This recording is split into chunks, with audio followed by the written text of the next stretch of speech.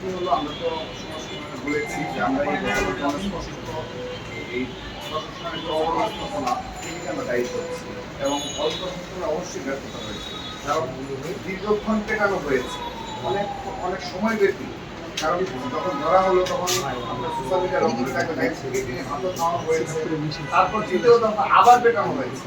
এটা দীর্ঘ সময়ের প্রক্রিয়া, কিন্তু আইন নিজের হাতে তুলে নেয় এটা তো কখনো, বিশেষ করে এই কতিপয় এই অল্প সংখ্যক যারা সাধারণ শিক্ষার্থী যারা জড়িত, তারা কখনো এই ধরনের আইন নিজে তুলে নিতে পারে না এবং ঢাকা বিশ্ববিদ্যালয়ের কালচারের সাথে যায় না।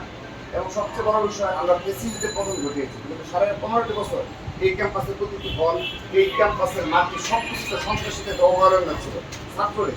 এখন কিন্তু সেটি নেই, এখন সেটি নেই। আপনি আসলে লক্ষ্য করে দেখবেন যে আমরা ছাত্রদলের সভাপতি, সাধারণ সম্পাদক, সিনিয়র সহসভাপতি, সিনিয়র যুগ্ম সাংগঠনিক সম্পাদক এবং ঢাকা বিশ্ববিদ্যালয়ের সভাপতি এবং সাধারণ সম্পাদক সহ সুপার সাধারণ নেতৃবৃন্দ, আমরা সবাই কিন্তু রিক্সাই করে এসেছি। আমরা কিন্তু সেই বাইক শোনানোর কালচার, আমাদের হাজার হাজার নেতাকর্মী রয়েছে ইউনিটে, আপনারা জানেন সেটা। আমরা শুধুমাত্র রিক্সাই করে এসেছি, আমরা রিক্সাই করে বিদায় হব। এবং আমাদের হলে যারা রয়েছে তারা কখনো আর কখনো গেস্ট রুমের ধারে কাছে যাবে না, গেস্ট রুম কালচারটা আমরা বিলুপ্ত করে দিয়েছি। তাহলে এই ধরনের গুণগত পরিবর্তন নিয়ে আসছে ছাত্র রাজনীতি, ছাত্রদল বিগত 15.5 বছর যে ধরনের কালচার ছিল, সেই কালচার থেকে পুরোপুরি বের হওয়ার জন্য ছাত্রদল অনেকগুলো পদক্ষেপ গ্রহণ করছে। সেগুলোকে আপনার সাধুবাদ দিতে হবে এবং গ্রহণ করতে হবে। আমি বিশ্বাস করি হয়তোবা আমরা মাত্র শুরু করছি, একটা পর্যায়ে গিয়ে সাধারণ শিক্ষার্থীরা এর পক্ষে ব্যাপক ব্যবস্থা নেবে এবং আমাদের যে মানসিকতা, এই ছাত্র রাজনীতি পরিবর্তন করার যে মানসিকতা, তার পক্ষে সাধারণ শিক্ষার্থীদের ব্যাপক সমর্থন এই ক্যাম্পাস আমরা পাবো ইনশাআল্লাহ।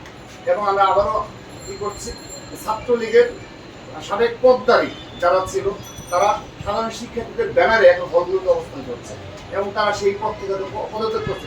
Class committee, department committee, campus committee, হল কমিটি, এইসব কমিটিতে যারা ছিল তারা অধিকাংশ দেখতেছি যে তারা পদত্যাগ করে এখন জেনারেল স্টুডেন্টস আছে। কিন্তু তাদের মধ্যে থেকে কিন্তু অনেকেই এই দীর্ঘদিন জেনারেল স্টুডেন্টের উপর অত্যাচার করছে, ছাত্রদের উপর বারবার হামলা নেতৃত্ব দিয়েছে। তাদেরকে তো ক্ষমা করা যাবে না, তাদেরকে তারা যতটুকু অপরাধ করেছে সেই অপরাধের বিচার করতে হবে।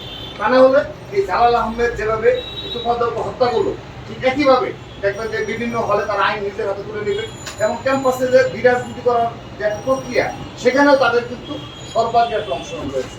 ধন্যবাদ।